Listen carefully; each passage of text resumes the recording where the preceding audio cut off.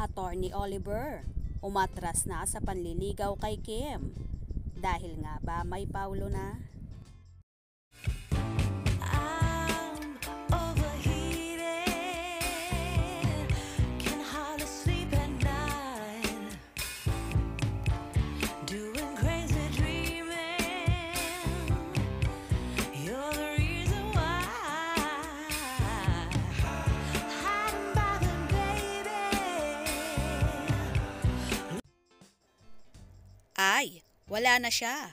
Wala na yon. Oo, ang pahayag ni Kim Chiu sa nakaraang launching niya bilang endorser ng consumer finance at buy now pay later app na BillIs. Nang kumustahin namin sa kanya si Attorney Oliver Molier, ang especially for you searchy na ngayon ay pumalaot na rin sa mundo ng showbiz at party na ng Cornerstone Entertainment. Marami ang kinilig at inakala ng iba na mauuwi sa ligawan ang pagtatagpo ng dalawa sa segment ng It's Showtime at sinundan pa ng pagdalaw muli nito sa naturang noontime show kung saan ay inamin ni Attorney Oliver na may mga dinadalaw siyang kaibigan. Sa interview din ng TV Patrol ay inamin nito na crush niya si Kim. Pero nang tanungin ito kung nanliligaw ba siya sa kapamilya actress ay tanging ang naging sagot ni Attorney Oliver na sa tingin niya ay hindi tama na sagutin niya ito nang walang permiso na galing kay Kim. Marami ang kinilig at nagsabing bagay talaga sina Kim at Attorney Oliver, kaya tiyak na marami rin ang madidismaya sa pagkonpirma ngayon ng actress na mukhang walang kinapuntahan ang pagpapareha sa kanila.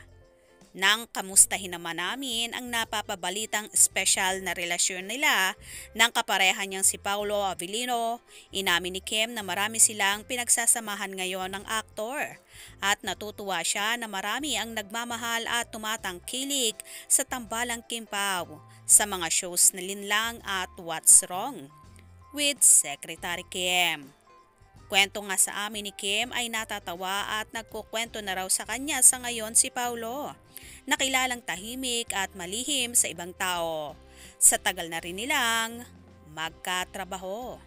Di lang namin alam kung purely work ba o may relasyon na namamagitan sa dalawa. Dahil nang tanungin kung lumalabas ba silang dalawa sa personal na level, sumagit si Kim na hindi. Dahil abala siya. Di na rin nabigyan ng pagkakataon si Kim na matanong tungkol sa naging pahayag ng ex-boyfriend niyang si Sian Lim na di siya ang nag-initiate ng breakup kundi ang actress. Pero sa nakikita namin ngayon sa Chinita Princess ay mukhang nasa moving on process na ito at tanggap na ang kinauwian ng relasyon nila. Nakatulong ng malaki ang magandang itinatakbo ng kanyang career at sa tingin namin ay magiging maingat at mas matalino na ito sa susunod na pakikipagrelasyon, lalo't 2 beses na siyang nabigo sa pag-ibig at nasaktan.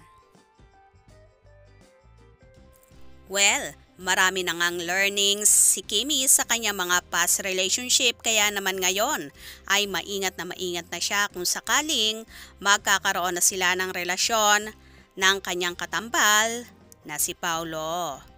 Tama yan, Attorney Oliver. Umatras ka na dahil ang puso ni Kimi ay tanging kay Paulo Avellino lang. Kaya naman tumutok at wag na wag pahuhuli sa mga maiinit na kaganapan. Anong inyong magiging reaksyon sa bidyong ito? Comment below.